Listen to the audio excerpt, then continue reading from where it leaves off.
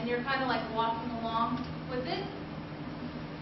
Unfortunately, what happens is a lot of people keep walking with the crutch. They need to put the crutch down. But how do you put the crutch down?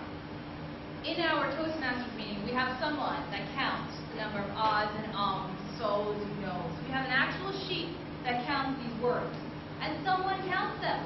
Someone counts, you have 10 ahs today, you have 20 so's and no's, etc. as you like. The power of counting is with anything, right? If you count your calories, if you count what you eat, if you count what you do. At work, we started this counting program, how many steps. So I have this thing that tells me how many steps I walked today. And I'm supposed to walk 10,000 a day. I only have 3,500. So you can see how the power of counting helps you decrease the number of ahs and ums. Let's say, okay, Sunday, you're going to have 10 ahs. One of your good friends, Chris, you're in church with Solomon. You're like, all right, Chris, I'll count your number of ahs. I know it's kind of weird, but it helps to reduce the number of ahs and ums you say. Because this Sunday, you might have 10. Next Sunday, you might have 5. Because it's an actual thing of reducing. You'll see it. You'll make it happen. How else can you reduce these ahs and ums? Number 1, practice your speech. Keep practicing that speech as much as you can. Because ahs and ums are like, think of you're trying to climb a rock, right, into a big river, and you're trying to remember the next word of your talk. You just keep kind of jumping. And if you don't remember it, that's when you say, ah. So know your speech, so you don't have to say, you don't have to depend on the ahs and ums. What else can you do to perhaps fill out the ahs and ums? Breathe. Breathe inside and outside. Just breathe a little. Didn't make it obvious, but just breathe. And the power of pause. Have you ever seen a speaker pause? Isn't it just amazing? You're just like, there's so much power to it. So use that. Imagine you go to church and you tell, you have all your uncles, aunties, ushers, etc. And BLC was, and you just wait. That'll do it. But that's a way you can use the power of pause. A lot of us don't use the power of pause because we're trying to get so much of our message out. So when you say your message, you don't need to say everything about VLC. Pick something. Pick some aspect. Because you'll have another opportunity to talk about it. Trust me. At your area group meeting, to your friends, you'll be able to concentrate on some aspect. So there's an assignment that we have. Oh, before we talk about the assignment, we haven't talked about the speech. When you write a speech, really what is it? You all know how to do it already. That's out for my galaxy. So writing a speech is literally writing some kind of essay, right? You have a beginning, an end, a middle. The way to do it is to figure out one topic. Today, I want to inspire people to go to the next leadership camp. I want to inspire people to go to mission.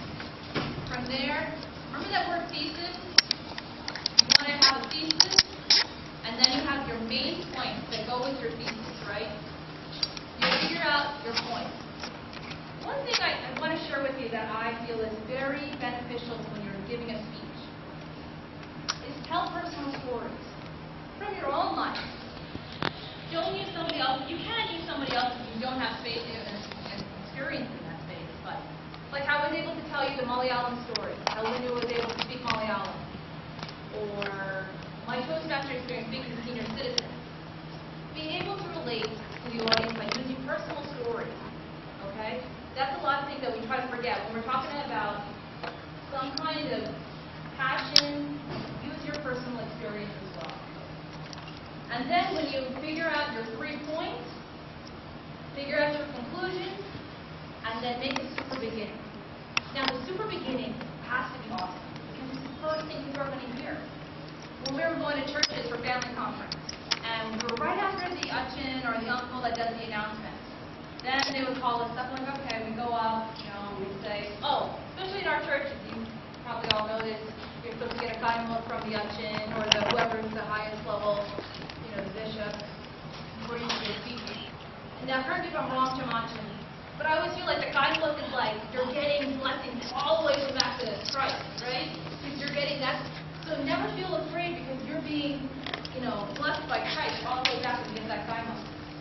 So when you do a super beginning, you probably see this in a lot of speeches where people use what's the last thing that was said. So listen to the last speaker. What did they say? So when we're going to family conference and we're promoting into all the churches, whatever, I listened even extra carefully. It was like, what was the gospel reading? What was the sermon? What did people say? And then I would use it. I remember I was at St. Thomas Unra, and Guy Bergensuchen was giving the sermon message.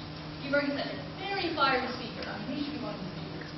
Very amazing speaker. And I remember using something from his talk, and it was the Sunday of the paralytic man, and having 4 friends, right? We all know the story. 4 friends take the paralytic man to Christ. And I was using that same analogy to say, as the 4 friends brought the paralytic man to Christ, bring your friends to family conference. So you have to be able to see the connection quickly and be able to start it, because that's the first thing people are going to hear. It's got to be powerful. You can't start slowly. You can't say, oh, I'm sorry, I'm not prepared. Don't ever say sorry. Don't apologize. I've seen that a lot. People say, oh, I'm sorry, I'm not prepared, I'm nervous. Don't acknowledge it. Don't tell me, because I don't know you're afraid. I don't know if you're nervous. Recently at our club meeting, one of the women was giving her 3rd speech at Toastmasters. In the middle of her speech, she forgot it. I didn't know that until she said, oops. I'm like, dude, I had to evaluate her afterwards. Don't ever acknowledge that you made a mistake. Oops. Don't say that in the middle of your speech. If you forget something, keep going on. Just keep moving. So don't say, oops, don't apologize. Start with a powerful beginning, and then the close. The closing is so important. People usually say, oh, and that's it. Thanks. Close by reiterating what you said. What are the 3 main points? And use something from the beginning. As the paralytic man was brought to Christ by his friends, I'm asking you to bring your friends, your family to family conference. So tie it in that way. So our activity, I think we have an even number of people. It's like 2 people are going to split up. And the assignment was supposed to talk about VLC, like prepare you for your talk when you go to your churches. But since we don't have much experience with VLC yet, and it's only the first day, we're going to talk about your transportation. How did you get here? And then we're going to ask for a volunteer. Maybe 2 or 3 volunteers, depending on time. So if you guys can use this room, spread out, 2 people, 2 or 3 people, work on your 3 main points. What did you want to share? You want to inform, persuade us about your trip, just inform or inspire us about how you overcame some difficulty by coming to VLC. What did you have to come through? Did you have to come from Seattle, California, or just New York? How did you come? Does everyone understand the assignment? Come up with a beginning, middle, end. And I'll ask for volunteers afterwards. It's going to be free for all in just a few minutes. So your speech will probably be like 2-3 minutes. Very quick. All right, so you have about 10 minutes total, and then we'll call it again. I was to Baltimore for about 3 hours. We got the early morning flight. It was at around 6 o'clock, so I left home at 4 in the morning, which is kind of ridiculous. But I traveled by airplane with a few of my other delegates. They're all of them. And we flew for 3 hours, and we got to BWI at around 10 o'clock. And then there was a long wait after that, and you all know we had to travel by the bus. We waited and we just hung out there, and we got to meet everyone, which was really nice. And I met a lot of them at the airport itself. After that, we took the bus and we traveled from the airport here to Forestburg University, which was about a 3-hour drive. It was long, but the bus ride was a lot of fun, and I got to meet a lot of new people, and I was just glad that I got to spend time with all y'all on the bus and everything. And I said y'all. Good job. Thank you.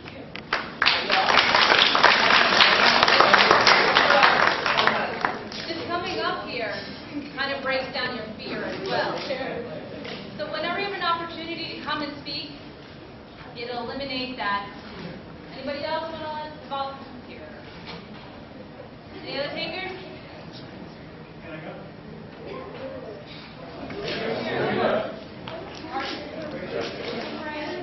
Yeah.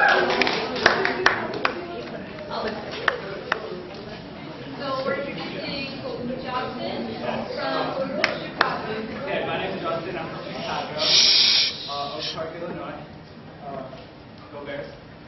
First off, let me start off my trip. It was 6 o'clock in the morning, woke up, did all my packing, last minute of course.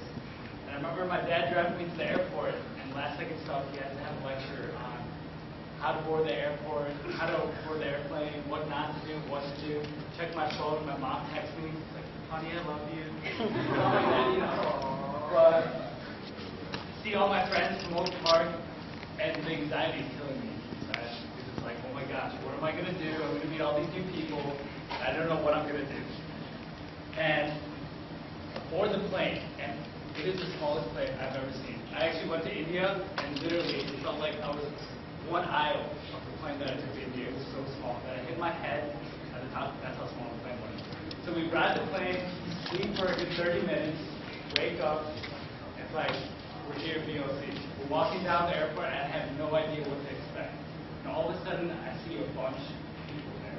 My heart's like going fast, my heart's like going 100 miles per hour, and I'm like, hey, my name's Justin, and I met this kid named Larian, and who's named Larian? And I met Joe, and I met Josh, and I met all these other people, and it was awesome, because honestly, what made me realize is, when I got on that bus to come here, that we all came from different places, different states, different countries. And we all came here from all different places, crossing many different borders, but we came here for the same purpose, which is kind of cool. So that is how I came. In the group speeches you saw, what was the organization style? Chronological, right? They use timing, right? And they were talking from how they started till they ended. It usually works for this type of speech. When you talk about PLC, you're probably going to talk about topics, right? The prayer life, the talk, the friends. So that's good. Other things that you want to keep in mind when you talk up here. Remember, when you're here, you're a vessel of God. Correct? You are the mouthpiece of God. Whatever message that God is sending out to you, but through you. So if you forget something, it's okay. Because somebody else will take that message and it means something. Make sure you pray. I prayed before, my work meeting, church stuff, and it's a common thing you all know. Because even with the messages you speak, I spoke a message at work, and then I had people come after me after work. That message meant something to me. I'm like, really? I usually get that after church, but to hear that at work, that a message changed you, was amazing. So 2 great speeches. One other thing I caught from Justin's speech was that, did you all notice how small the plane was? Because he was able to hit his head on it, right? When you tell a speech, describe as much as you can about the environment. Describe. Because I remember the timing of 3 hours. The endings were good. And the use of notes. I have great Sunday school kids. And we usually ask them to talk about Mother's Day, Father's Day. One child, her name is Jenna, she takes this picture and she reads it with the mic. And even when we Thanksgiving Day, we have speeches from all the kids, because it's one of my torture things I do for the kids. But really, I want them to become better speakers. They all have the paper and they're holding the mic. And really, when you're speaking, you're not reading. When you're going to type out your entire speech, but you're going to just take out the major points. And that's how you're going to remember. Because you don't want to bring your entire speech. You can. A lot of the presidents do it. You want to figure out what are the main points. Pretty soon you'll wean yourself off of using paper or notes, and you just remember the 3 other points. Any other questions? Do I have to look good? When you're presenting, yes. Because you're representing, as I mentioned, probably representing the church, the diocese, your youth group. You do have to look good. Small story. We were having a meeting on Friday, and one of the managers was giving the talk. We had dressed down Friday. He was in jeans and a t-shirt. However, when he got evaluated at the end of the meeting, people dinged him on how he was dressed, even though it was Friday. He was giving an impromptu talk, but he should have been dressed